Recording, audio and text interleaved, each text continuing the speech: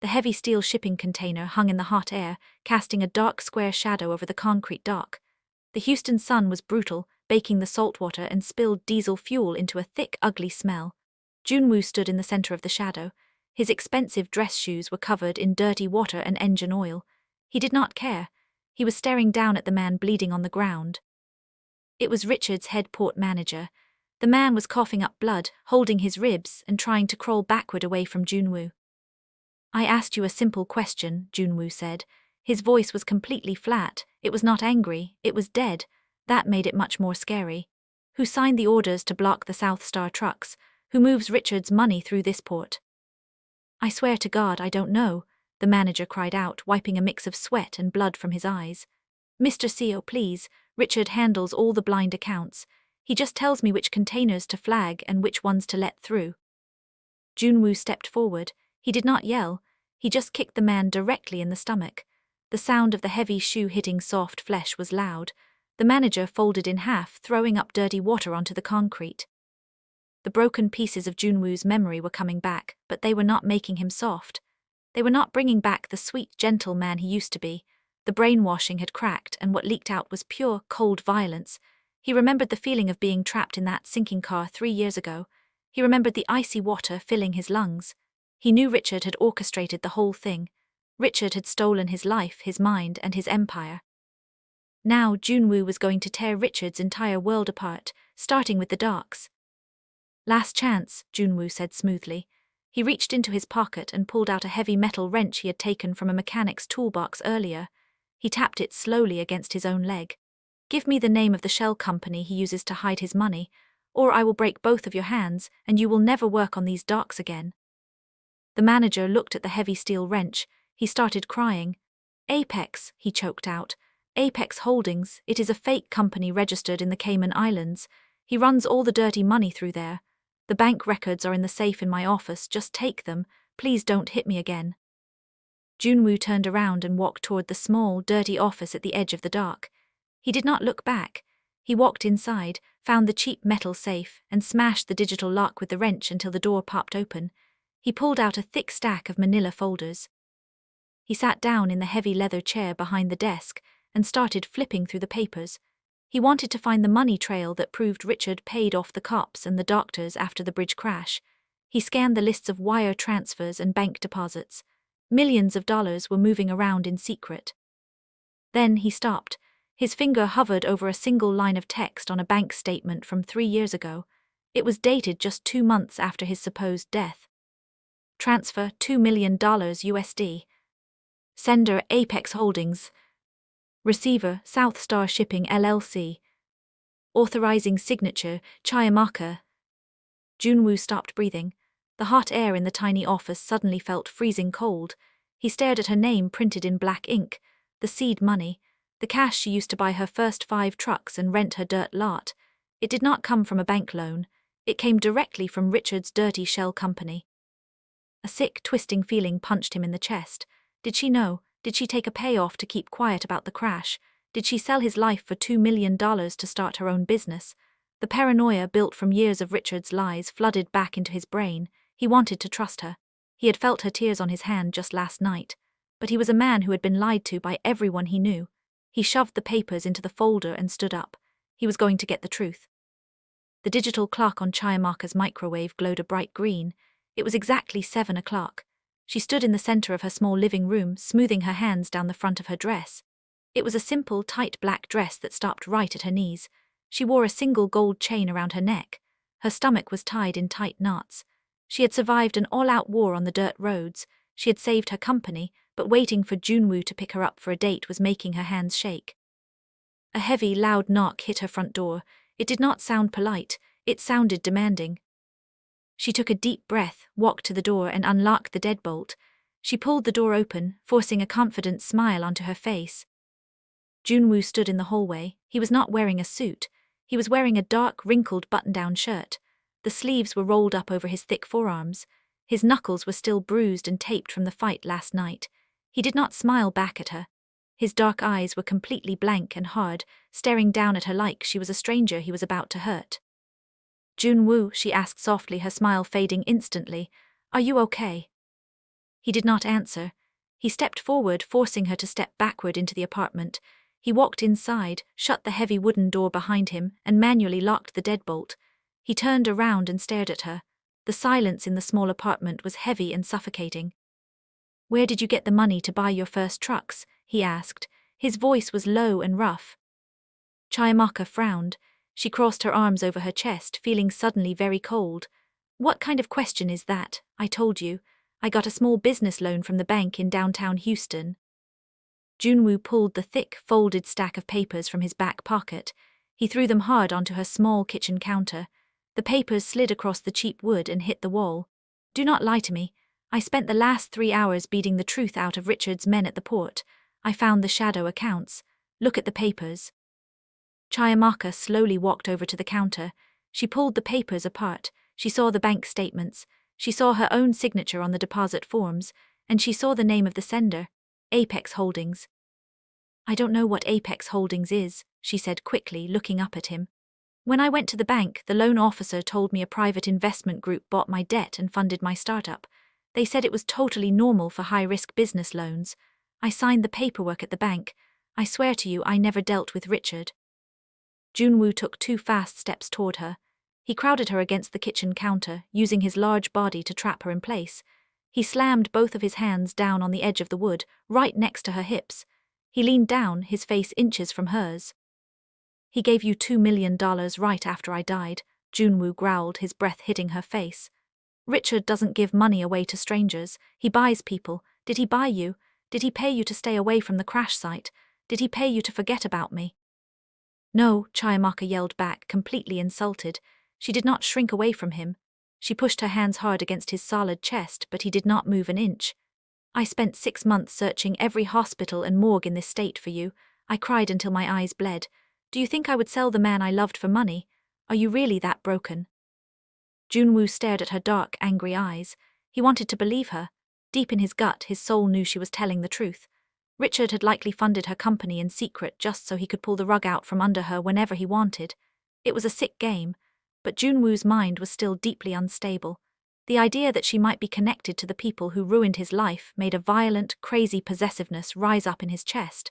If she was innocent, he had to protect her. If she was guilty, he had to punish her. Either way, he was never going to let her out of his sight again. Before he could speak, his cell phone started ringing in his pocket. It was a loud, sharp ringtone. Junwoo kept his eyes locked on Chiiamaka's face as he reached into his pocket and answered the call. He put the phone to his ear. "Seo," he answered coldly. "Mr. Seo," a rough, heavy voice spoke through the speaker. The man had a very thick Italian accent. "You are making a huge mess of my city today. You broke my port manager's ribs. You smashed his safe. You are acting like a wild dog off its leash." Junwoo went completely still. "Who the fuck is this?" "I am the man who paid for the doctors to put your brain back together 3 years ago," the Italian man said smoothly. "Richard is a stupid old man. He was just the middleman. I am the one who funded the operation. I own the ports, I own the politicians, and until you pay me back for saving your life, I own you." Junwoo felt a dark, freezing wave of realization wash over him. Richard was not the final boss. Richard was just a puppet. There was a much bigger, much more dangerous monster pulling the strings. "You own nothing," Junwoo promised softly. "If you are the one who ordered the crash on the bridge, I am going to find you, and I am going to put a bullet in your head." The Italian man laughed. It was a dry, raspy sound. "You are very brave over the phone, but you are not thinking clearly. Walk over to the window, Mr. Seo. Look down at the street." Junwoo grabbed Chiiamaka's arm tightly. He pulled her with him as he walked quickly into the living room and looked out the front window of her third-floor apartment. Down on the dark street below, 4 black, armored SUVs were parked silently at the curb. About 20 men dressed in heavy dark coats were standing on the sidewalk, looking up at her building. They were holding long, heavy black rifles. "Do you see my men?" the Italian boss asked over the phone. "I don't care about your little tantrum at the docks, but I do care about the woman standing next to you. She is messing with my shipping routes on the dirt roads. She is costing me millions." Chiiamaka looked down at the street. Her heart slammed against her ribs. She saw the guns. She saw the men moving toward the front doors of her apartment building.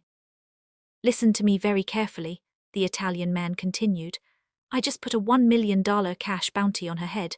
My men are coming up the stairs right now to collect it. They are going to drag her out of that room, and they are going to kill her. And while they do that, my other crews are out on the dirt roads burning every single one of her trucks to the ground." The phone clicked and went dead. Junwoo dropped the phone. The device hit the carpet with a soft thud. He looked at the men rushing into the lobby of the building.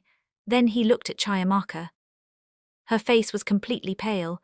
"Junwoo," she whispered, stepping back. "Who are those men? What is happening?" Junwoo did not panic. He did not look scared. Instead, his face went completely blank again. The unstable, broken parts of his mind completely snapped together, locking into a single, terrifying focus. He was going to kill every single person in this city who tried to touch her. "Grab your shoes," Junwoo ordered. His voice was a harsh, sharp whip. "We are leaving now." "What, my trucks?" Chiiamaka cried out, running toward the kitchen to grab her phone. "I have to call Marcus. If they are attacking the dirt roads again, I have to warn the drivers. I have to fight back." Junwoo caught her around the waist before she could reach the counter. He pulled her hard against his chest. His grip was entirely unbreakable. It was not a gentle hug. It was a trap. "You are not fighting anyone," he said, his voice vibrating with absolute, unhinged authority. "The game is over, Chiiamaka. I am not letting you risk your life for a bunch of metal boxes. The bounty is on your head. If you step outside this door alone, you are dead." "Let me go," she shouted, twisting in his arms. She hit his chest with her fists. "It is my company, I built it. I am not going to hide while they burn it down." "I said the game is over," he roared, shaking her once to make her stop fighting him. He looked down into her wide, shocked eyes. He looked completely insane. "I just got you back. I am not losing you again. I am locking you away where nobody can ever find you, and I am going to burn this entire state to ashes until there is nobody left to threaten you." He did not give her time to argue. He dragged her toward the heavy metal fire escape window at the back of the apartment, kicking it open just as the loud, violent sound of heavy boots started crashing against her front door. The heavy wooden door of Chiiamaka's apartment splintered with a loud, violent crack. The men outside were using a steel battering ram. The lock groaned, and the door frame started to buckle inward. Dust fell from the ceiling. Junwoo did not waste a single second. He kicked his heavy shoe through the thick glass of the fire escape window. The glass shattered outward, raining down into the dark alley below with a sharp crashing sound. He did not care about the noise. He grabbed Chiiamaka by the waist, practically lifting her off her feet, and shoved her through the broken window frame. "My phone," Chiiamaka screamed, kicking her legs as the rough metal of the window frame scraped her bare arms. "Junwoo, I have to call Marcus. They are going to kill my drivers." "Your phone is dead to you now," Junwoo roared. He climbed out onto the rusty metal platform right behind her. The hot, humid night air hit them instantly, smelling like garbage and old rain. "Move down the stairs, now." The front door of the apartment finally exploded inward. Wood pieces flew across the living room. 3 men dressed in black tactical gear rushed into the apartment, raising their heavy black rifles. They saw the broken window and shouted in Italian. Chiiamaka heard the loud, deafening bang of gunfire. Bullets smashed into the brick wall right above her head, sending sharp pieces of red clay flying into her hair. Pure panic finally took over her body. She stopped fighting Junwoo and started running down the steep, rusty metal stairs. Her high heels made loud clanging noises against the iron grates. Junwoo stayed right behind her, using his broad body as a human shield between her and the window above. More bullets hit the metal railing, pinging loudly into the dark. "Keep going," he ordered, his voice completely calm despite the gunfire. It was the voice of a man who had accepted violence as a normal part of his day. They reached the bottom of the fire escape. The metal ladder was rusted stuck, sitting 10 feet above the alley floor. Chiiamaka hesitated, looking down at the dark concrete covered in broken glass and trash bags. Junwoo did not stop. He grabbed her arm, pulled her close to his chest and jumped. They hit the alley floor hard. Junwoo absorbed most of the impact, wrapping his arms tight around her so she would not fall into the broken glass. He immediately pulled her back up to her feet. "Run," he said, pushing her toward the end of the dark alley.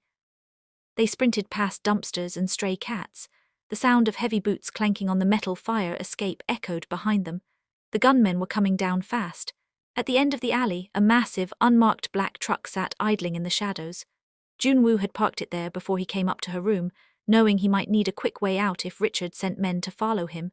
He never expected an Italian Mafia hit squad, but he was ready anyway. He yanked the heavy passenger door open and threw Chiiamaka inside. She fell into the wide leather seat, gasping for air.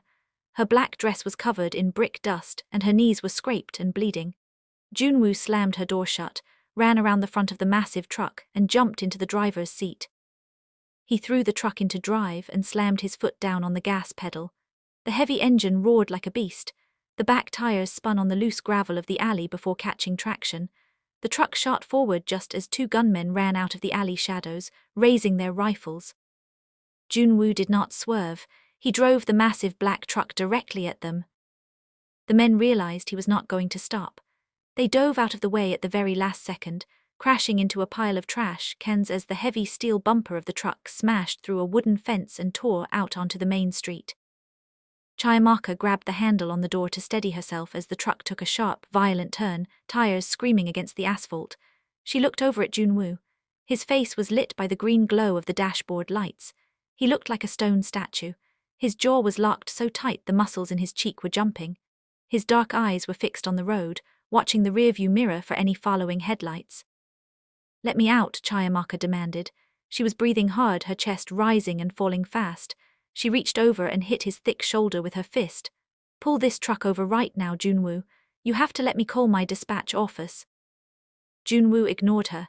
He pushed the gas pedal harder, weaving the heavy truck recklessly between normal cars on the highway, ignoring the loud honking horns around them. They were heading away from the city center, speeding toward the dark, empty highways that led deep into the Texas country. "Did you hear me?" she yelled, hitting his shoulder again, harder this time. "They are burning my trucks, they are attacking my drivers on the dirt roads. Marcus is out there alone. Stop the damn car." Junwoo suddenly swerved the truck into the fast lane, reached across the wide center console with his right hand, and grabbed both of her wrists. His grip was completely crushing. He slammed her hands down into her lap and pinned them there, keeping his left hand firmly on the steering wheel. "I am not stopping," he said. His voice was a low, terrifying growl. He turned his head just enough to look at her, taking his eyes off the road for a deadly second. "Your trucks are metal and plastic. Your drivers are not my problem. You are my problem. There is $1 million bounty on your head. If I let you out of this truck, you will be dead before morning." "I don't care about the money," she screamed back, tears of pure frustration finally spilling out of her eyes. She pulled her arms, trying to break his grip, but it was like fighting a solid wall of iron. "I built that company. I bled for it. You cannot just steal me away and let everything I worked for turn to ashes." Junwoo let go of her wrists. He faced forward again, staring at the dark highway stretching out in front of the headlights. "I am not stealing you," he said coldly. "I am keeping you alive. You think you are tough because you swung a wrench at some street trash last night. The men back there are professional killers. They are the same men who ran my car off the bridge 3 years ago. They are the men who put me in a hospital bed and let doctors scramble my brain." Chiiamaka stopped fighting. She stared at the side of his face. The cold, brutal reality of his words hit her like a heavy weight. He was remembering. The brainwashing was fading, but it was leaving behind a man totally consumed by violence and paranoia. "Junwoo," she said softly, her voice shaking, "if you remember what they did, then let me go, let me fight with you." He let out a harsh, dry laugh. It did not sound happy at all. "You are not fighting them. You are going to sit perfectly still and you are going to stay exactly where I put you." "Where are you taking me?" she asked, looking out the dark window. The bright city lights of Houston were entirely gone now. They were surrounded by the thick black trees of the piney woods. There were no street lights, no other cars, just endless dark forest. "To a place where they cannot reach you," he answered flatly. The truck ate up the miles in heavy, suffocating silence. Chiiamaka stared out the window, watching the shadows of the tall pine trees pass by. Her mind was racing. She thought about Marcus. She thought about Big Dan. Were they burning on a dirt road right now? She had no way to know. She felt completely powerless and she hated it. She hated Junwoo for doing this to her, even if he thought he was saving her life. 2 hours later, the truck slowed down. They turned off the main highway onto a long, unmarked gravel road. The road twisted through the thick trees for another 5 miles before ending at a massive, solid steel gate. The gate was built into a high stone wall covered in sharp metal spikes. Junwoo rolled down his window. 2 men stepped out of the shadows. They were wearing dark military gear and carrying heavy automatic rifles. They walked over to the truck, shining bright flashlights into the cab. When the light hit Junwoo's face, the guards immediately lowered their weapons. "Mr. Seo," the head guard said, surprised, "we did not know you were coming to the compound tonight." "Open the gate," Junwoo ordered. He did not explain himself. "And wake up the rest of the security team. I want every single camera checked, and I want armed patrols walking the perimeter all night. If you see a car you do not recognize, blow it up. Do not ask questions." "Yes, sir," the guard said, waving his hand at the man in the security booth. The heavy steel gate slowly rolled open, scraping loudly against the gravel. Junwoo drove the truck through the gate. The headlights washed over a massive, dark stone mansion sitting in the middle of a cleared field. It did not look like a home. It looked like a fortress. There were no warm lights in the windows. The walls were thick and grey. This was the place Junwoo had built during his 3 years of amnesia. It was a place built by a paranoid man who trusted nobody. He parked the truck near the heavy front doors and turned the engine off. The sudden silence was ringing in Chiiamaka's ears. Junwoo stepped out of the truck, walked around the front and opened her door. He held out his hand. Chiiamaka looked at his taped, bruised knuckles. She crossed her arms tightly over her chest and pressed her back against the leather seat. "I am not getting out of this truck. I am not your prisoner." Junwoo leaned into the cab. His face was completely blank. "You can walk inside on your own 2 feet or I can carry you. The choice is yours, but you are going inside." "Fuck you," she spat, her dark eyes flashing with pure defiance. "You are acting exactly like Richard. You are controlling me. You are making my choices for me." The comparison to Richard made a dangerous, dark shadow pass over Junwoo's eyes. Without another word, he reached into the cab, grabbed her around the waist and pulled her right out of the seat. He threw her over his broad shoulder like she weighed absolutely nothing. "Put me down," Chiiamaka yelled, hitting the center of his broad back with her fists. She kicked her bare feet, trying to throw off his balance, but his grip on the back of her thighs was like iron. "Junwoo, stop it." He ignored her screams. He walked up the stone steps to the front door, punched a security code into the keypad, and pushed the heavy wooden doors open. The inside of the house was cold and empty. High ceilings, dark wood floors, and 0 pictures on the walls. He carried her up a massive, sweeping staircase to the 2nd floor. He walked down a long hallway, stopped at the very last door and kicked it open with his foot. He walked into the middle of the large bedroom and finally set her down on her feet. Chiiamaka stumbled back a few steps, catching her balance. She pushed her messy hair out of her face and glared at him. She was breathing heavily, her chest rising and falling. The room was beautiful, but it felt like a cage. There was a huge king-sized bed covered in dark grey sheets, thick curtains blocking the windows, and a heavy wooden door that looked entirely too solid. "This is your room now," Junwoo said smoothly. He stood in the doorway, blocking her only exit. "There is food in the kitchen downstairs. There are clothes in the closet. My men will bring you whatever you need." "How long are you going to keep me locked in here?" she asked, walking toward him. She did not stop until she was standing right in front of him, looking up into his dark eyes. "A week, a year, forever, until you decide it is safe for me to be a human being again." "Until they are all dead," Junwoo answered. There was 0 hesitation in his voice. "The Italian boss, Richard, every single man who knows your name or knows what you look like. I am going back to Houston and I am going to burn their entire world to the ground." Chiiamaka felt a cold shiver run down her spine. The man standing in front of her was willing to commit mass murder just to keep her safe. It was terrifying, and it was entirely twisted. "And what if they kill you?" she asked softly. Her anger broke for just a second, replaced by a terrible, sinking fear. "What if you go back to the city and they put a bullet in your head for real this time? I will be locked in this compound forever, waiting for a dead man." Junwoo lifted his hand. He slowly traced his thumb over her bottom lip. His touch was so gentle it completely contrasted with the violence in his eyes. "They cannot kill me," he whispered, leaning down so his mouth was an inch from her ear, "because I am already a monster, and monsters do not die easily." He pulled back, looked at her face one last time, and stepped out into the hallway. "Junwoo, wait," Chiiamaka shouted, stepping forward to follow him. He pulled the heavy wooden door shut right in her face. She heard the loud, solid click of the deadbolt sliding into place from the outside. She grabbed the metal door handle and twisted it, but it was completely locked. She slammed her open palms against the thick wood. "Let me out, you cannot do this." She heard his heavy footsteps walking away down the hardwood floor of the hallway. They faded into total silence. She was completely alone, trapped in a gilded cage in the middle of nowhere, while the man she loved drove back to the city to start a war of pure blood and fire. The heavy steel towel rack in the bathroom gave way with a loud, sharp snap. Chiiamaka fell backward onto the cold white marble floor, breathing hard. She looked at the solid iron bar in her hands. It was 2 feet long and heavy enough to crack a skull. She stood up, brushing the dust off her black dress. She walked out of the massive bathroom and over to the heavy wooden bedroom door. She did not bang her fists against the wood. She pressed her ear against the thick door and listened closely. She could hear the faint, steady sound of heavy boots pacing back and forth on the hardwood floor outside. A guard. She stepped back, gripped the iron bar with both hands, and took a deep breath. She had to be smart. She knew she could not fight her way out of a compound filled with armed mercenaries. But she only needed one man's radio or phone. She needed to warn her drivers before they drove straight into a fire. She opened her mouth and started screaming. She screamed as loud as she could, forcing pure, absolute terror into her voice.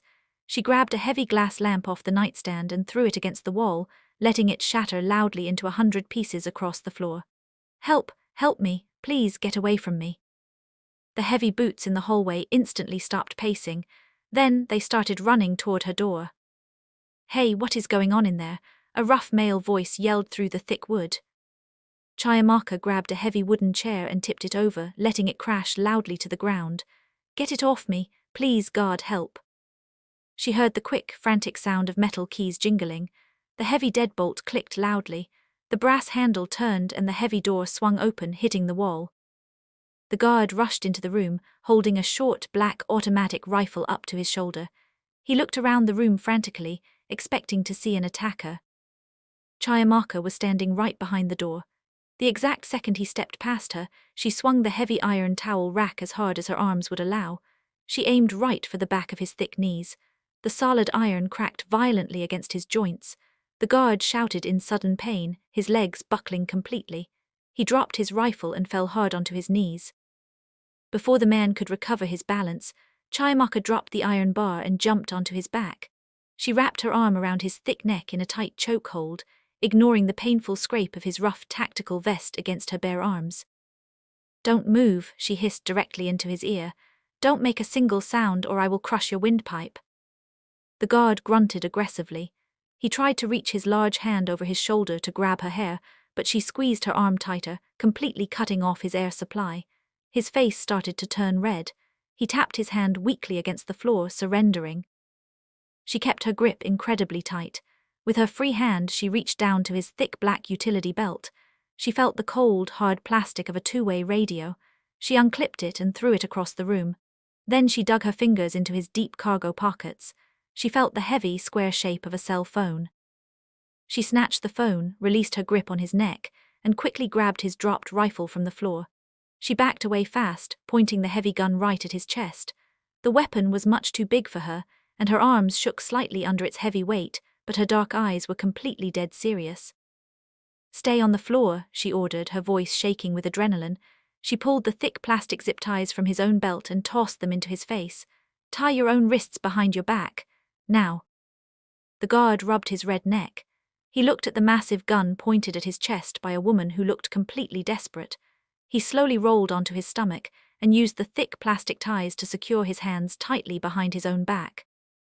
Chiiamaka backed out of the room, keeping the heavy rifle raised. She pulled the heavy wooden door shut and locked the deadbolt from the outside with his keys, trapping the guard inside her own cage. She ran barefoot down the dark, empty hallway, staying low to the ground to avoid passing any large windows. She found a small, dark guest bedroom at the other end of the hall and ducked inside.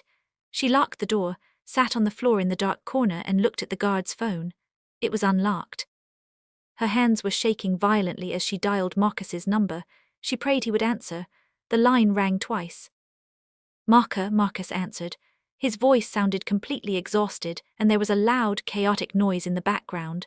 It sounded like screaming sirens. "Marcus, it is me," she whispered fiercely into the phone, keeping her eyes glued to the locked door. "Listen to me, you have to get the drivers off the dirt roads right now. The Italian Mafia put a hit on my company. They are coming to burn the trucks. They already did, Marcus said. His voice cracked with a heavy, awful grief. Maka, they found the second convoy near the county line an hour ago. They threw firebombs at the trailers. 3 of our trucks are completely gone, just hot metal and ashes on the dirt road. The drivers barely made it out of the cabs alive. Chiiamaka felt her heart drop into her stomach like a stone. A cold, heavy sickness washed over her entire body. 3 trucks, millions of dollars of precious cargo, gone in a single night. Are the drivers safe? She asked, her voice trembling. Is Big Dan okay? Dan is fine. He is with the police right now, Marcus said heavily. But the cops are impounding everything that is left. They said it is a gang war, Marcus. They are suspending our commercial operating license until the investigation is over. We are completely shut down. South Star Shipping is dead. A single, hot tear slipped down Chiiamaka's cheek, but she quickly wiped it away with the back of her dirty hand. She felt a burning, terrible anger completely replace the fear in her chest. Junwoo was right. She was fighting a war she could not win with wrenches and dirt roads. She was fighting violent monsters. Marcus, she said quietly, call the bank right now. Drain every single dollar we have left in the emergency accounts. Pay the drivers their massive bonuses and give them whatever cash is left as a severance package. Tell them to go home and lock their doors. Nobody drives tomorrow. What are you going to do? Marcus asked, raw panic rising in his tired voice. Where are you? You sound strange. Are you safe? I am going to end this, she promised flatly. I will call you when it is over. She hung up the phone before he could beg her to stop. She let the phone drop to the floor. She sat in the dark, resting her head against the cold wall. She had lost her company. The empire she built from the ashes of her broken heart was gone. But as she sat there, she realized something terrifying. She did not care about the trucks anymore. She only cared about the man driving back into the city to face a mafia boss alone. The heavy black truck tore down the empty Houston highway, doing over 100 miles an hour. The engine roared, cutting through the hot, humid night. Junwoo gripped the steering wheel so tight his bruised knuckles turned white.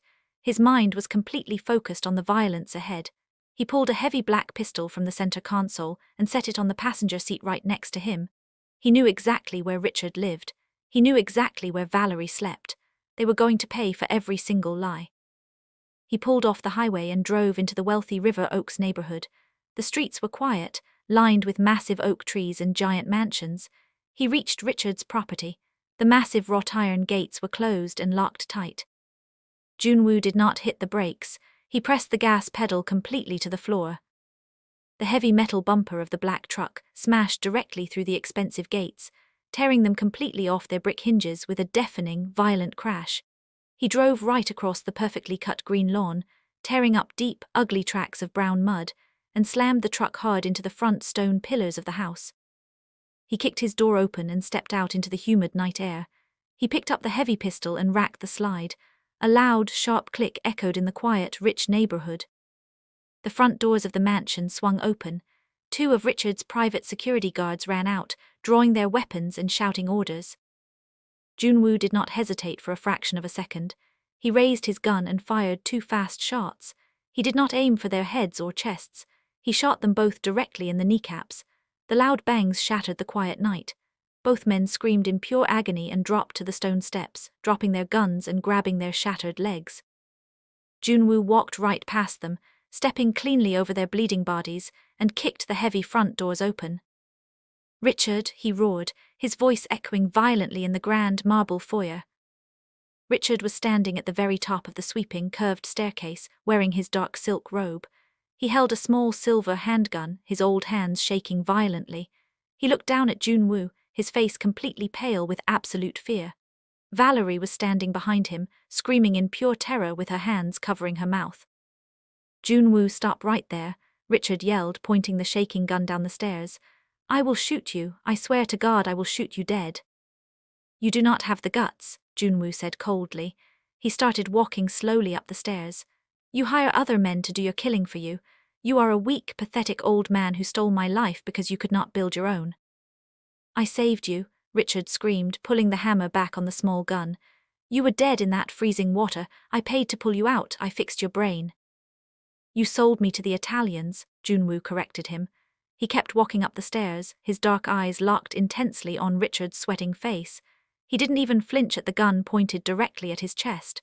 You sold my company to pay off your dirty debts, and tonight you ordered a hit on the woman I love. Junwoo reached the top step. Richard completely panicked and pulled the trigger. The gunshot was incredibly loud, but his shaking hands ruined his aim. The bullet missed Junwoo by an inch and shattered a massive glass vase sitting on a table behind him. Before Richard could try to fire a second time, Junwoo lunged forward like a wild animal. He grabbed the old man's wrist, twisted it hard until the bone snapped loudly, and snatched the silver gun from his weak fingers. Richard fell hard to the wooden floor, screaming in pure pain, holding his broken wrist tightly against his chest. Valerie dropped to her knees, crying hysterically. Her makeup was running down her face. "Please don't kill us, June, please, I loved you." Junwoo looked down at her with absolute disgust. "You loved my bank accounts. You loved playing house with a broken toy." He bent down, grabbed Richard by the collar of his expensive silk robe, and dragged him roughly across the hardwood floor. He slammed the old man against the wall, pressing the hot metal barrel of his own black pistol directly under Richard's chin. "Give me the Italian's name," Junwoo ordered. His voice was a deadly, quiet whisper that promised hell. "Give me his name and tell me exactly where he is hiding right now."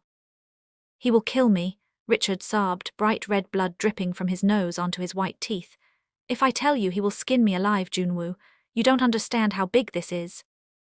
"If you don't tell me," Junwoo promised, pressing the metal barrel much harder into the soft skin of Richard's neck, "I will shoot you in the stomach and let you bleed out slowly on your own expensive rugs. Choose right now." Richard choked, gasping for air as the metal crushed his throat. "Vincenzo," he cried out, tears rolling down his wrinkled face. "His name is Vincenzo Morti.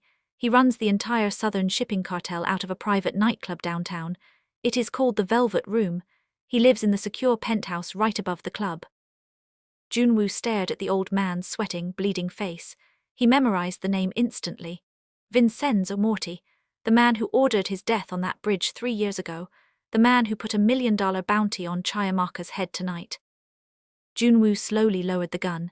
He stepped back, letting Richard slide down the wall and collapse into a pathetic heap on the floor.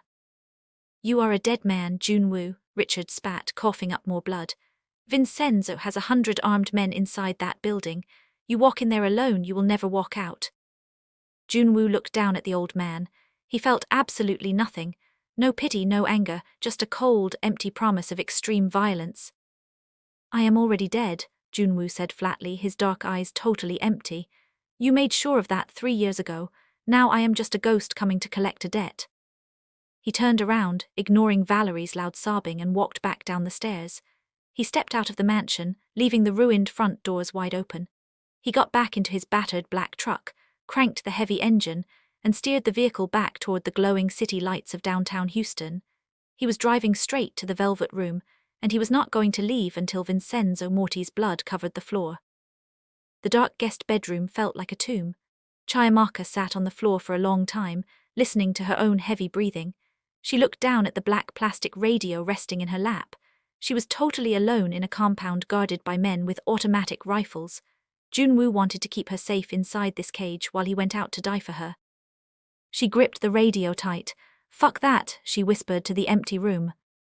She stood up. Her bare feet were completely silent on the hardwood floor. She cracked the bedroom door open and peeked into the long hallway. It was empty. The guard she had locked inside the master bedroom was banging his tied hands against the door, yelling muffled curses, but nobody else had come upstairs yet. She slipped out of the room and crept down the massive, sweeping staircase.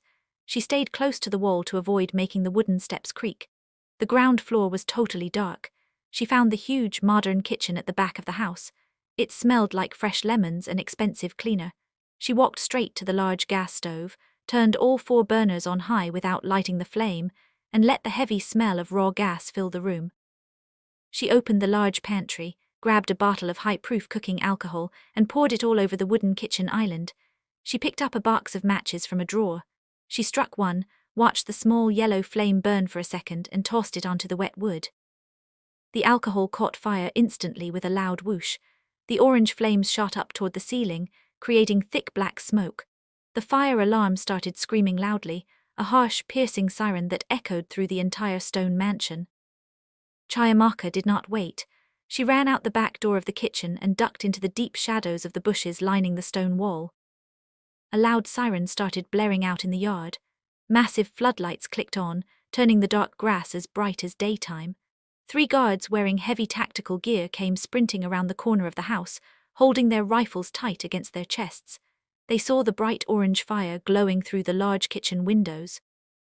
"Fire in the main house," one of the guards yelled into his shoulder radio. "Get the extinguishers, move, move, move." The guards ran past her hiding spot and kicked the back door open, rushing inside to fight the fire before the gas lines exploded. Chiiamaka waited 3 seconds, then broke out of the bushes and ran as fast as her bare feet could carry her.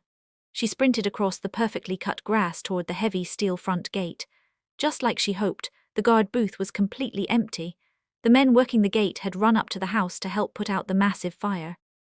Sitting right outside the open guard booth was a dark green security jeep. The engine was already running, a low, steady rumble in the hot night air. She climbed into the driver's seat and locked the doors. She slammed her foot down on the gas pedal. The jeep jumped forward, its heavy tires spitting gravel out behind it.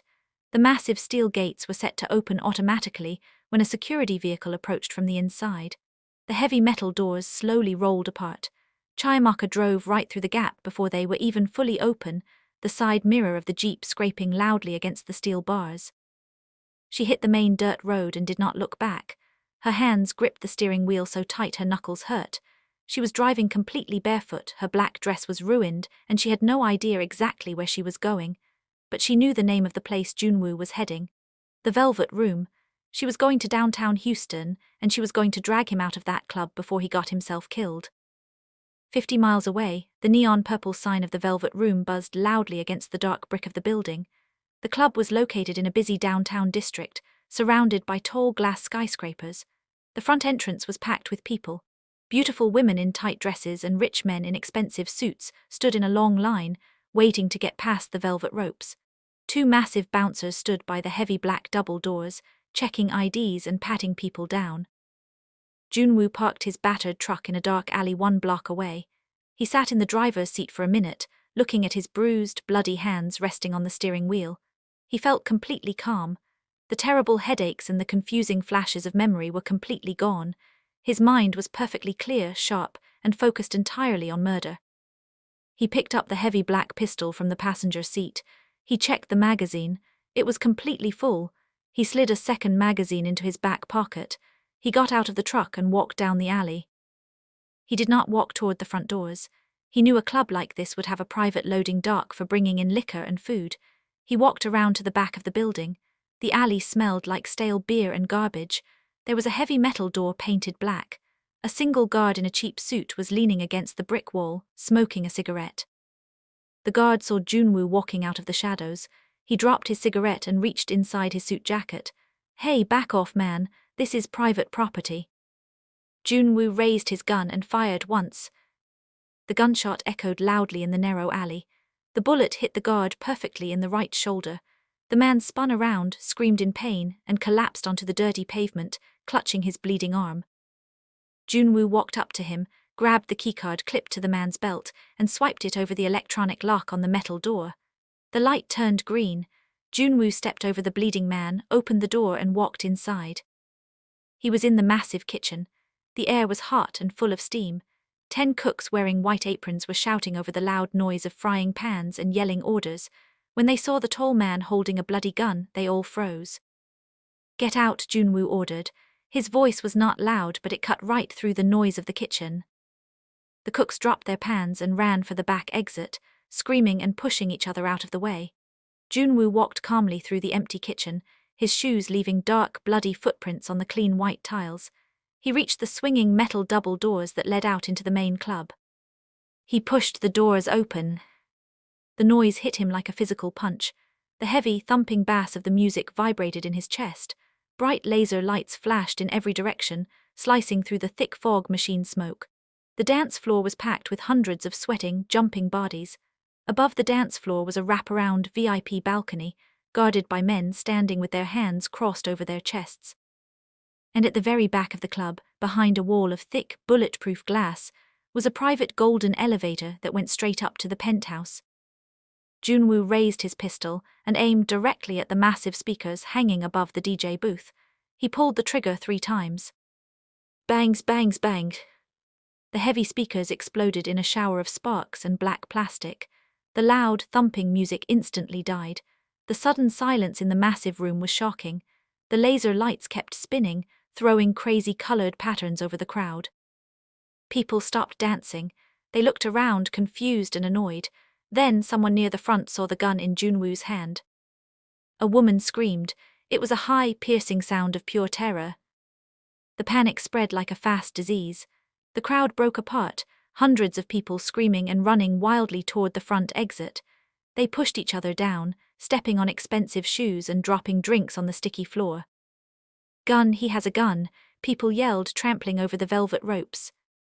Junwoo did not look at the running crowd. He kept his eyes locked on the VIP balcony. 4 men wearing black shirts and dark slacks pulled heavy automatic weapons from under their jackets. They aimed down at him through the spinning laser lights. Junwoo dove sideways, sliding hard across the wet floor, and crashed behind the massive, circular wooden bar in the center of the room. A second later, a storm of bullets rained down from the balcony. The gunfire was deafening. Bullets smashed into the expensive liquor bottles lined up on the glass shelves behind the bar. Glass exploded everywhere, raining down on Junwoo's head like sharp hail. The heavy smell of rum, vodka, and gunpowder filled the air, making it hard to breathe. The thick mahogany wood of the bar splintered and cracked as the heavy rounds tore into it. Junwoo kept his head down, wiping the spilled alcohol out of his eyes. He waited for the gunfire to pause. He knew they had to reload. The second the loud shooting stopped, Junwoo rolled out from behind the edge of the ruined bar. He aimed up at the balcony. He did not spray bullets randomly. He was a machine. He fired 4 carefully placed shots. 2 of the guards on the balcony dropped their weapons and fell over the railing, crashing hard onto the empty dance floor below. The other 2 guards ducked behind a thick concrete pillar, yelling to each other in rapid Italian. Junwoo stood up. He did not run. He walked slowly across the dance floor, crushing broken glass and plastic cups under his heavy shoes. He kept his gun raised, his eyes fixed on the golden elevator at the back of the room. Suddenly, the heavy metal doors of the elevator slid open with a soft, cheerful ding. 5 more men poured out into the club. They were holding short, tactical shotguns. In the center of the group stood Vincenzo Morti. The Italian boss was wearing a perfectly tailored white suit. He looked older than Richard, with slicked-back grey hair and a thick gold chain around his neck. He held a lit cigar in his left hand. Vincenzo looked at the ruined club. He looked at the broken glass, the dead guards on the floor, and the blood slowly spreading across the tiles. Then he looked at Junwoo. "You are making a very big mistake, Mr. CEO," Vincenzo said loudly. His rough, raspy voice echoed in the empty room.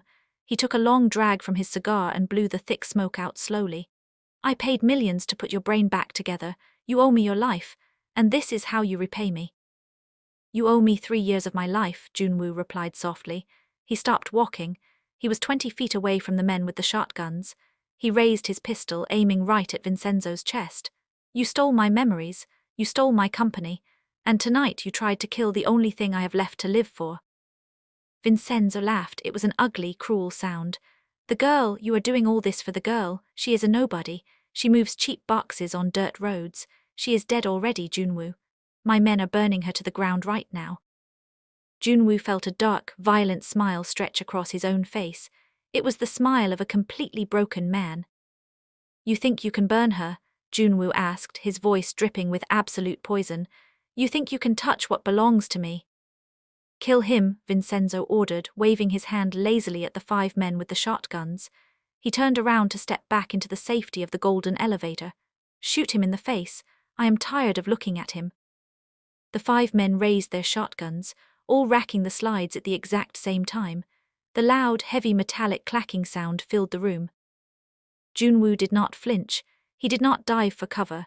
He planted his feet on the broken glass, narrowed his dark eyes, and prepared to take as many of them to hell with him as he could. Before a single trigger could be pulled, the heavy black double doors at the very front of the club smashed open with an incredible, deafening crash. Everyone froze. Vincenzo stopped halfway inside the elevator. The 5 gunmen turned their heads. Junwoo slowly looked back over his shoulder. A heavy, dark green security jeep had just driven straight through the front doors, shattering the thick glass and tearing the velvet ropes completely out of the walls. The jeep slammed the brakes, screeching to a halt right in the middle of the entrance hall. The front bumper was completely crushed, and the windshield was cracked in a dozen places. The driver's side door kicked open. Chiiamaka stepped out of the ruined jeep. She was completely barefoot. Her tight black dress was covered in white dust and dark dirt. Her hair was a wild, messy halo around her face. She was breathing heavily, her dark eyes blazing with an anger so hot it made the entire room feel like it was on fire. She looked at the broken glass. She looked at the dead men on the floor. She looked at the 5 heavily armed Mafia soldiers pointing shotguns at Junwoo. And then she looked at the man she loved. Junwoo stared at her. His heart stopped beating in his chest. For the first time all night, the cold, dead look on his face completely shattered. Raw, pure terror flooded his dark eyes. Chiiamaka, he breathed out, lowering his gun slightly. What the fuck are you doing here? She did not answer him. She turned her head and locked her eyes directly on Vincenzo Morti, the man in the white suit. You put a bounty on my head, Chiiamaka shouted. Her voice echoed in the massive, ruined club vibrating off the walls. She walked out from behind the crushed jeep. She was completely unarmed, but she walked forward like she owned the entire damn building. You burned my trucks. You think you can scare me out of my own city? Vincenzo stared at the tiny woman, a look of complete shock crossing his wrinkled face. He took his cigar out of his mouth. Who let this crazy bitch inside? I let myself in, she spat, taking another step toward the center of the room. She pointed her finger right at the Italian boss. You want to kill me? Come down here and do it yourself, you pathetic old coward. Stop hiding behind your little boys with their big guns. One of the men with a shotgun shifted his aim. He pointed the heavy barrel directly at Chiiamaka's chest. Do not touch her, Junwoo roared. The sound was not human. It was the sound of a wounded, desperate animal. He raised his pistol again, aiming right at the man pointing the shotgun at her. If you pull that trigger, I will tear your heart out of your chest with my bare hands. Vincenzo started laughing again. He stepped completely out of the elevator, looking between Junwoo and Chiiamaka. He looked very entertained. This is very romantic. Romeo and Juliet dying in my nightclub. Fine, kill them both. Leave the bodies on the dance floor for the cleaners. The men raised their guns. Chiiamaka did not close her eyes. She looked across the room at Junwoo. She saw the blood on his hands. She saw the wild, terrifying love in his eyes. She knew they were probably going to die right here on this sticky floor, but for the first time in 3 years she was exactly where she belonged, right by his side. I love you, she said softly, her voice carrying over the silence of the room. Junwoo's jaw locked. He gripped his gun with both hands. I know, he whispered back. He pulled the trigger. The first bullet tore through the air faster than the eye could see. It hit the man aiming at Chiiamaka dead in the center of his chest. The heavy shotgun flew out of his hands as he was thrown backward, crashing hard against the glass wall of the golden elevator. He slid down to the sticky floor, leaving a thick, dark streak of blood on the glass. For a single heartbeat, the room went completely silent. Then, absolute hell broke loose. The remaining 4 men opened fire all at once. The sound of 4 tactical shotguns going off in a closed room was deafening. It sounded like a bomb exploding. Massive holes were instantly torn into the crushed green jeep. Get down, Junwoo roared. Chiiamaka threw herself flat onto the floor just as a blast of heavy shotgun pellets completely destroyed the back window of the jeep. Sharp pieces of glass rained down over her hair and back. She crawled quickly on her hands and knees, dragging her bare legs over the dirty tiles, until she was pressed tightly against the heavy front tire of the ruined vehicle. Her ears were ringing so loudly she could barely hear herself breathe. The thick smell of hot gunpowder and burning plastic completely erased the smell of spilled liquor. Junwoo did not hide. He moved like a shadow cut loose from the dark. He dove behind a thick stone pillar in the middle of the dance floor, just as a storm of bullets ripped into the wood where he had been standing a second ago. He pressed his back flat against the cold stone, breathing in short, hard gasps. He popped out from the left side of the pillar, aiming his black pistol with both hands. He fired twice. Bang, bang. The second man dropped his shotgun, grabbing his throat as he fell face first into the broken glass on the floor. Vincenzo Morty watched his men drop in pure, wide-eyed horror. The smug, confident smile was entirely gone from his wrinkled face. He dropped his expensive cigar onto the floor and stumbled backward into the golden elevator. He frantically smashed his fist against the glowing button panel on the wall. Kill him now, Vincenzo screamed at the two remaining guards, his raspy voice cracking with panic. The heavy metal doors of the elevator slowly started to slide shut. Junwoo saw the doors closing. He knew if Vincenzo made it to the penthouse, the man would escape in a private helicopter and disappear forever. Junwoo was not going to let that happen. He stepped out from behind the stone pillar, completely exposing himself to the open room. One of the Italian guards swung his heavy shotgun around, aiming right for Junwoo's chest. The man smiled, knowing he had a perfect shot. Under the crushed jeep, Chiiamaka saw the guard's black boots stepping through the broken glass. She saw the man raising his gun toward Junwoo. She did not think, she just acted. She reached out and grabbed a massive, heavy piece of jagged steel that had been ripped off the jeep's bumper during the crash. It was covered in dark green paint and sharp edges. She gripped it with both hands, rolled out from under the car, and swung it as hard as she could directly into the guard's shins. The heavy steel bit deep into the man's legs with a sickening crunch. The guard screamed, completely losing his balance. His finger jerked hard on the trigger as he fell forward. The loud shotgun blast fired harmlessly into the ceiling, raining white plaster dust down over the dance floor. Junwoo did not miss his chance. He aimed his pistol and shot the falling man once in the side of the head. The guard hit the floor and did not move again. The final guard completely panicked. He looked at the dead men surrounding him. He looked at the tiny woman holding a bloody piece of car metal, and he looked at the terrifying man walking toward him with completely empty, dead eyes. The guard dropped his shotgun with a loud clatter, put both of his hands in the air, and ran toward the back exit as fast as his legs could carry him. Junwoo let him run. He did not care about the soldiers, he only cared about the king. He sprinted across the dance floor. The golden elevator doors were just a few inches from closing completely. Vincenzo was standing inside, pressing his back against the back wall of the small box, his face pale with raw terror. Junwoo slammed his left hand into the narrow gap between the heavy metal doors. The doors tried to crush his fingers, the motor grinding loudly against his bones. Junwoo ignored the burning pain. He shoved his heavy black shoe into the gap and used his entire body weight to pry the sliding doors apart. The metal groaned and protested, but Junwoo's absolute rage made him incredibly strong. He forced the doors open just wide enough to step inside the golden box.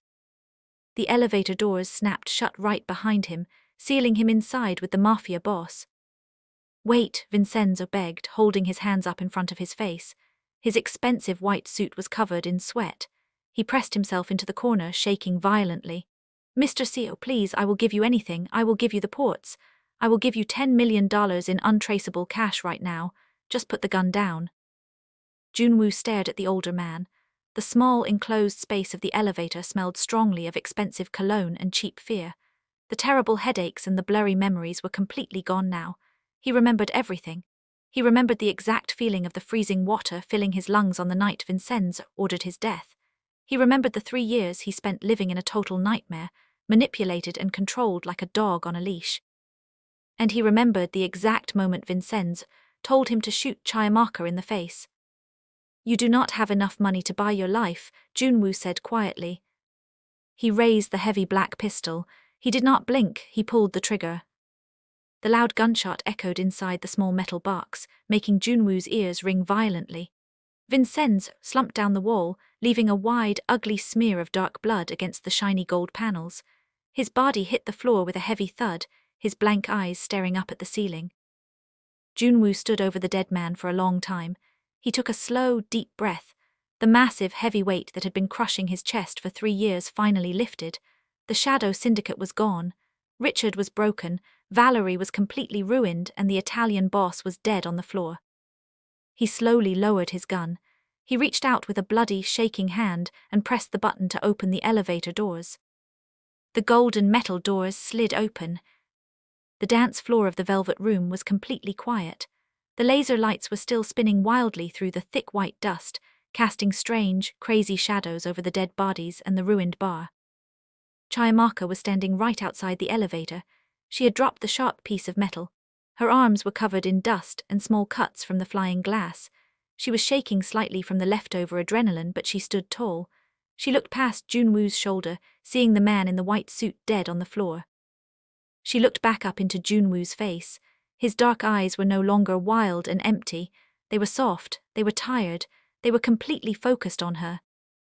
Junwoo dropped the heavy pistol onto the sticky tile floor. It landed with a loud clank. He took one step out of the elevator and wrapped his arms completely around her. He pulled her so tightly against his chest it felt like he was trying to press her directly into his own heart. He buried his face in her messy hair, breathing in the scent of her skin. It was the same scent he remembered from his broken dreams. Vanilla and warm sugar, mixed with dirt and gunpowder. He let out a long, ragged sigh, resting his chin on the top of her head. "I have you," he whispered against her hair, his deep voice shaking slightly. "I have you." Chiiamaka wrapped her arms tightly around his waist. She buried her face against his dirty, ruined shirt. She felt the heavy, fast beating of his heart against her cheek. She closed her eyes, letting the first real tears fall. They were not tears of fear. They were tears of absolute relief. "You scared the hell out of me," she mumbled into his chest. She squeezed him harder, refusing to let go. "I thought I was going to watch you die tonight." "I am never leaving you again," he promised, kissing the top of her head. He pulled back just enough to look down into her face. He reached up and gently wiped a streak of dirt off her cheek with his thumb. "I am sorry. I am so sorry for everything I did to you, for the way I treated you in that office, for locking you in that room. My mind was completely broken, Chiiamaka, but my heart always knew you." Chiiamaka looked at his bruised, tired face. She reached up and placed both of her hands on his cheeks, holding him steady.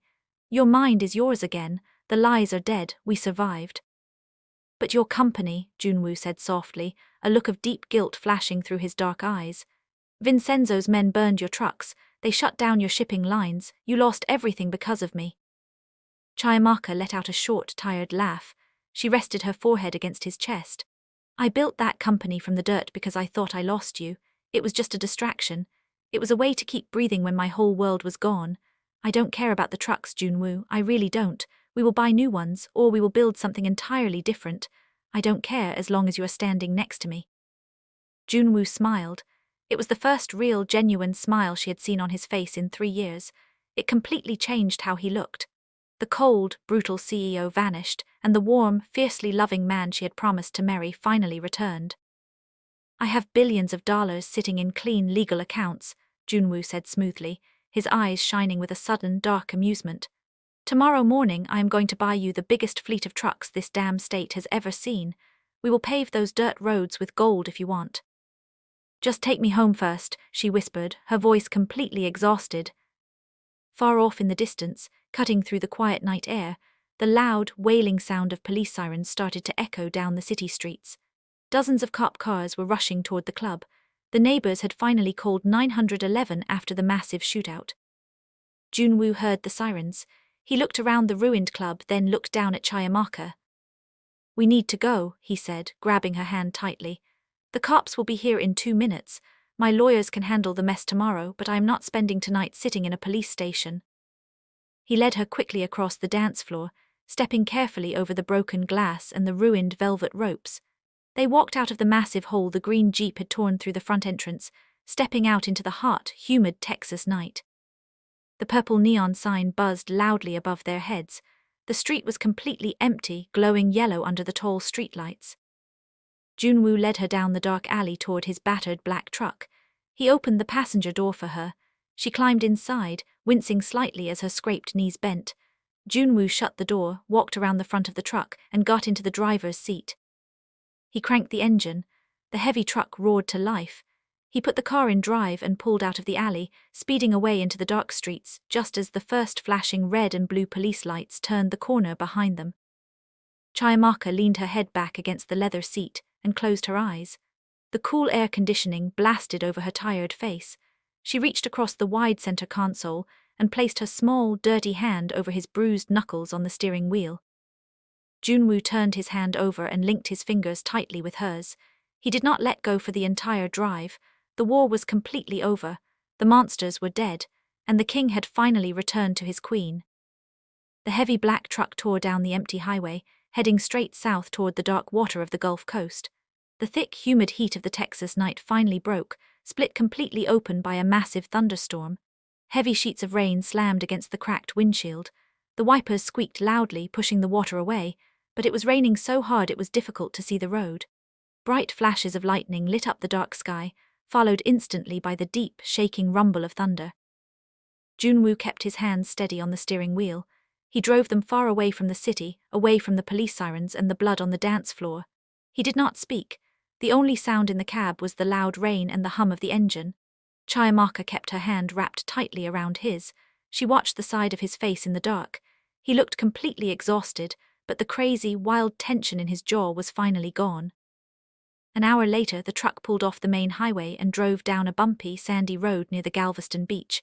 The road ended at a small, dark house sitting on tall wooden stilts above the sand. It was a private safe house, a place Junwoo had bought years ago under a fake name, long before the bridge crash. Nobody knew it existed. He parked the truck under the house, killing the engine. The sudden silence inside the cab felt heavy. "We are safe here," Junwoo said quietly. He let go of her hand, turned off the headlights and opened his door. The wind howled, blowing salty rain under the house as they climbed the wooden stairs to the front door. Junwoo unlocked the deadbolt and pushed the door open. The inside of the house was entirely dark and smelled like old wood and sea salt. He flipped a switch on the wall. A small lamp in the corner turned on, throwing a warm, yellow light across the small living room. Chiiamaka walked inside. She was completely shivering. Her bare feet left wet, sandy footprints on the clean floor. Her black dress was torn, ruined by glass and dirt, and sticking to her cold skin. She wrapped her arms around herself, listening to the loud crash of the ocean waves outside the window. Junwoo locked the heavy door behind them. He turned around and looked at her. He saw the sharp, angry red cuts on her arms from the broken glass. He saw the dark, ugly bruises forming on her wrists where he had grabbed her earlier that night in the truck. A look of pure, sick guilt washed over his face. He walked slowly toward her. He did not try to hug her again. He just stood a few feet away, staring at the bruises on her skin. "I did that to you," he whispered. His deep voice cracked. He pointed a shaking, bloody finger at her wrists. "I put my hands on you like a damn monster. I locked you in a room. I treated you exactly like Richard treated me." "Junwoo," Chiiamaka said softly. She took a step toward him. "Don't," he backed away, putting his hands up. His dark eyes were filled with absolute self-hatred. "Look at me, Chiiamaka. Look at the blood on my shirt. Look at what I did tonight. I killed men. I shot them without even blinking.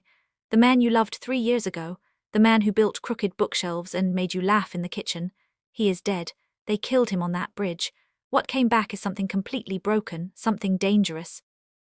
Chiiamaka did not stop walking. She stepped right into his space, completely ignoring his raised hands. She reached out and grabbed his dirty, bloody shirt. She pulled him down slightly, forcing him to look directly into her dark, fierce eyes. "Listen to me very carefully," she said, her voice hard and completely steady over the sound of the rain hitting the roof. "The man I loved 3 years ago was a good man, but the man standing in front of me right now went into a room full of loaded guns to save my life. You killed monsters tonight. You killed the men who stole our future. Do not dare stand here and tell me you are broken. You are the strongest person I have ever known." Junwoo stared down at her. His chest rose and fell in quick, ragged breaths. He felt a hot tear burn the corner of his eye, but he refused to let it fall. "I could have hurt you. When my head was completely messed up, when I did not know who you were, I wanted to ruin you." "But you didn't," she replied softly. She let go of his shirt and gently wrapped her hands around his thick wrists. She rubbed her thumbs over his bruised, cut knuckles. "Even when you thought I was the enemy, you could not let anyone else touch me. Your soul knew me. The brainwashing failed, Junwoo. We won." He let out a long, heavy breath. The last bit of terrible fear finally left his body. He pulled his hands free, reached down, and carefully picked her up into his arms. He carried her through the small house and into the bathroom. He set her down on the edge of the large white bathtub. He turned on the faucet, letting the warm water fill the tub. He did not say a word. He knelt down on the hard tile floor in front of her. He took a clean white washcloth from a shelf, soaked it in the warm running water, and gently pressed it against her scraped knee. Chiiamaka hissed slightly as the warm water hit the raw skin. "Sorry," he muttered softly. "I got you." He moved incredibly slow. He washed the dirt and dried blood off her legs. He washed the thick black grease off her arms. He was completely focused on taking care of her, handling her like she was made of thin glass. After he cleaned her cuts, he stood up and started unbuttoning his own ruined, bloody shirt. He threw the ruined fabric into the trash can. His broad chest was covered in dark bruises and small cuts from the exploding glass at the club, but he did not care about his own pain. He turned the water off. He grabbed a thick, clean towel and wrapped it tightly around Chiiamaka's shivering shoulders. He pulled her up from the edge of the tub and held her against his bare chest. The heat from his body felt amazing against her cold skin. "Come to bed," he whispered into her hair. "You need to sleep." He led her into the small, quiet bedroom. The rain was still coming down hard outside, drumming a heavy, steady beat against the glass windows. Chiiamaka dropped the wet towel and crawled under the thick, warm blankets of the large bed. Junwoo laid down right next to her. He did not care that he was still wearing his dirty pants. He pulled her completely against his side, wrapping his heavy arm around her waist and burying his face in the crook of her neck. They lay there in the dark for a long time. The house was completely silent except for the storm. "What happens tomorrow?" Chiiamaka asked softly. Her voice was thick with sleep, but her mind was still turning. Junwoo tightened his arm around her waist. In the dark, his dark eyes were wide awake. The soft, gentle man who had just washed her cuts was gone, replaced instantly by the ruthless, calculating king who was about to take back his entire empire. "Tomorrow I call my lawyers," Junwoo said smoothly. His voice was cold, sharp, and completely focused. "I freeze every single bank account tied to Richard's name. I take all the evidence of his dirty shell companies and hand it directly to the federal agents. He will spend the rest of his pathetic life rotting in a concrete cell. And Valerie will be completely broke, forced to live on the street." Chiiamaka shifted slightly, resting her hand flat on his warm chest. "And the board of directors, they think you are crazy. They think you are sick." "Let them think whatever they want," Junwoo replied, a dark, dangerous smile touching his lips. "I own 60% of the shares. The company belongs to me. I am going to walk into that massive glass boardroom on Monday morning, and I am going to fire every single person who ever smiled at Richard. I am burning the whole table down, and I am building a new one." "And what about my trucks?" she asked, looking up at his face in the dark room. "My company is dead. The police shut down my license." Junwoo reached down and tilted her chin up. He kissed her forehead. "Your company is not dead. South Star Shipping is going to become the primary transport fleet for CO Logistics. I am going to buy you 100 brand new trucks. I will buy you the biggest warehouse in Houston. You are going to run the entire southern shipping route, and nobody in this damn state will ever tell you to step down again." Chiiamaka smiled. The heavy, crushing weight of the last 3 years was completely gone. She was no longer a grieving girl trying to survive. She was a queen sitting next to a very dangerous king, and they were going to rule the city together. "I love you," she whispered, leaning up to press her lips against his. Junwoo kissed her back. It was not a gentle kiss. It was deep, hungry, and full of raw, unfiltered promise. He rolled over, pulling her tightly against his heavy body, letting the storm rage outside the windows. The war was over, but the fire between them was just starting to burn.